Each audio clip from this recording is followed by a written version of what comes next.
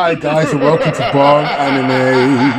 It's your girl Rika. And Big Boy Summer here bringing you Housing Complex C. Our part 1, Hot or Not.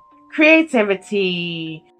It's got all the classic small town horror tropes that you can really think of. It really hit the nail on the head. It reminded me of even Chainsaw Massacre, that kind of vibe. And there's also so much mystery involved with so many different aspects that you're actually not sure what's going on, and that adds to the whole horror aspect of it, because you know that there are all these things coming from all these different directions, but you're in the dark.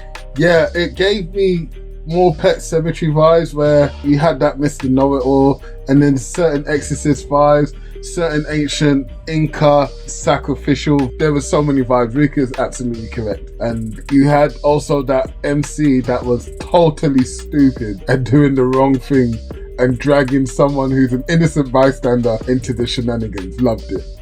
Entertainment, the jump scares, the intense violence in the beginning, and all the things that you've got bubbling in the background, such as the man who looked like he was killed in the beginning looking the same as Khan. Like, is that really the same person? When he was mumbling all that stuff, was it some kind of ritual to stay alive or be reborn?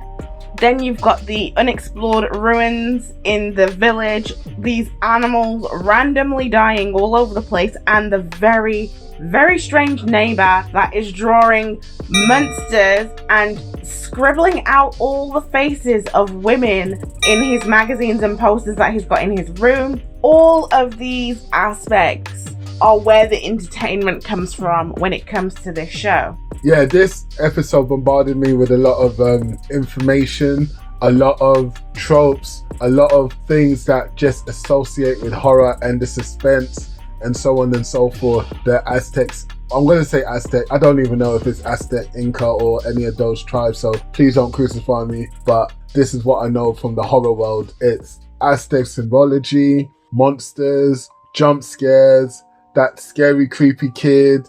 You also had the Karen that is always in every single bloody horror show, movie, or whatever. And to be honest, yeah, I felt like they were hitting me with a lot of stuff, but I didn't feel like it was a lot of stuff at the same time. Character development. So this time I'm going to do this slightly different because of the nature of this show. So firstly, I want to talk about the character design of literally all the characters except for Kimi, and I'm talking about the original village before anybody else arrived. Everyone looks so haggard. The makeup on the females look terrible. It looks like they're, I don't want to say it, putting lipstick on a... Never mind. Oh, wow. Rika, wow. No, sorry. You carry on, Rika. You carry on. And that is clearly intentional. I love that they've done this for the character design for a show that's like this, because it really adds to everything else. Even the over-the-top way that Khan is so muscular. Like, it's horrifying in and of itself. And that also speaks to the Japanese residents' fear of foreigners in general. And then he's got this big physique, which is just exasperating the fears on top of it. However, we have got the three wise men, that's what I'm going to call them, who are literally the guys that we see from the very beginning. They're the caretakers of Kimi. They seem to do most of the child rearing when it comes to her, and they've all got the knowledge. They sit around drinking on their little stoop, but they've got so much experience and so much knowledge, and also they're very open-minded. On top of that, you've got one of them that kind of acts really young, like he likes exploring, and he's kind of on Kimi's level when it comes to stuff like that. And then the way that they actually speak to the female who is really against these foreigners, and they're the voice of reason, saying, look, you need to get to know the people for who they are. You can't just be going on like this just because they're foreign. And also came in and was the ones to stand up for them having their prayer time and say, look, we're sorry for this woman. We're sorry for this Karen right here. She's not used to seeing your prayer techniques. We're very sorry for interrupting. So they're a really integral part of this when it comes to things. And speaking of Kimi, just briefly, I don't think she has any parents. It seems really creepy. She keeps speaking to her mom, but I don't think she exists. And even the calendar marking off the days feels so creepy. So I remember watching Omen as a kid, and there was this scene in Omen where the nurse of Damien decided to give a sacrifice to Damien by jumping off the roof. And that reminded me so much of what Kimi did there, because she didn't even look scared, knowing full well she's standing on the edge between the banister and thin air. But there were so many tropes and homages and nods to different scary movies that I'm not even going to pick one. So in terms of character development, I want to talk about the unsung heroes of the horror trope, or the horror world I should say, is that innocent person like Yuri who gets dragged into some shenanigans that they just didn't want to be in. Yuri was scared, Yuri put on a brave face, Yuri pretended that she was offending but still was there and was just yearning for that someone who's roughly her age, but she didn't know what she bargained for, and I'm sure she's going to get into a lot of at this time with this girl, Kimi. World building. So again, we have the typical scary movie in bucket ass nowhere. It seems to have a lot of little nods to the occult going on throughout the entire series. They even used the sound of the prayer chanting to add another element of the creep factor. Not to offend anyone, but they were using it like this on purpose. The whole misdirection. You think it's one thing, but it's something else. They did the same thing when the two girls went into the ruins and Kimi had disappeared. And we thought, oh my gosh, something terrible is going to happen because we already saw the lock on the floor, but it was just her trying to scare Yuri. And then when we thought it was over, you had the creepy neighbor bustle through the two of them. The whole misdirection, which is, again, so much that it's always used in horror films and that kind of thing. It really does nod to everything. And also the strangeness of the fact that everybody is old except for Kimi. There are no young people apart from possibly that creepy neighbor, but we don't even know how old he is because we haven't really seen him. There's just no young people. It's so strange. The world that they're building is clearly a horror world, and you can see it in everything. So I want to talk about the funeral procession at the you know what, let's just talk about the whole beginning. Look, this anime started with a bang. Nothing but violence to make sure you knew what you were watching, and then everything became offset from jump.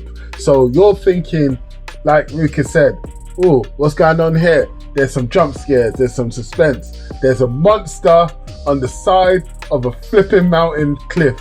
Look, everything in this world is completely offset. Everything here seems normal until it's not.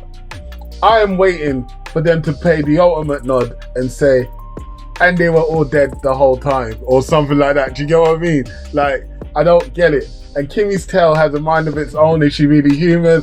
Me and Ruka have a debate on this off camera. I say that she's not. She's a cat girl. Ruka's saying that she's human and it's just a costume. But that tail, if you really look at it, it moves weird. It moves weird, fam. It moves weird. Plot execution. So we do not know what the plot is. We do not know what is happening, and we don't know what direction they're going to go because they have prepped us in so many different directions, but this is necessary when it comes to this. So for me, yeah, plot execution is weird. Like Ruka said, it's been prepped for everything. So I can't wait. This is an anime theorist's wet dream, to be honest. Anything can happen, anything can be speculated, and it can go anyway. To the verdict. So creativity, hot or not? I'm going to say hot. Like, how do you mash up so many different concepts and still have a coherent show? I say it's hot as well because although it's used so many tropes, they just didn't miss at all. It felt fresh. Entertainment, hot or not? Bruv, it was too short for me, so therefore it's a hot for me. I wanted to see more. Definitely hot. I was so entertained the whole way through. It ended too soon. So character development, hot or not? I'm going to say yes as well because you knew every single one of these characters. You've seen them before. Hot. I have to agree with you as well. The characters were really great and different to each other, and they worked against each other really well. World building. Definitely a hot. we know this world is off kilter, and we're just here to see the shenanigans happen. I also agree with you. Enough said, but plot execution, what are you going to say with that? It's an absolute not. I can't give it plot execution. I don't know what the plot is at all, so it's a no. This is actually a hot. Yes, we do not know the plot, but that is necessary for an anime that deals in suspense and horror, and so it is executing its plot perfectly. It's supposed to hide the information from us. We're not supposed to know what's going on. We're supposed to get the jump scares. So yes, they have done it perfectly. I know that it's a little bit different to say this, but because of the nature of the anime, I must give it its hot. That's cool, Ruka. And cool. There you have it. Big Boy Sam has gone for 4 out of 5 hots, failing it on its plot. But I have gone for 5 out of 5 hots because I think the plot is perfect so far. So let us know what you think in the comments. Do you disagree with our rating on the plot? Let us know why down in the comments. And if you want to let us know personally, it's Bomb Anime Insta. All one word. Don't forget to like, subscribe, and share. Peace.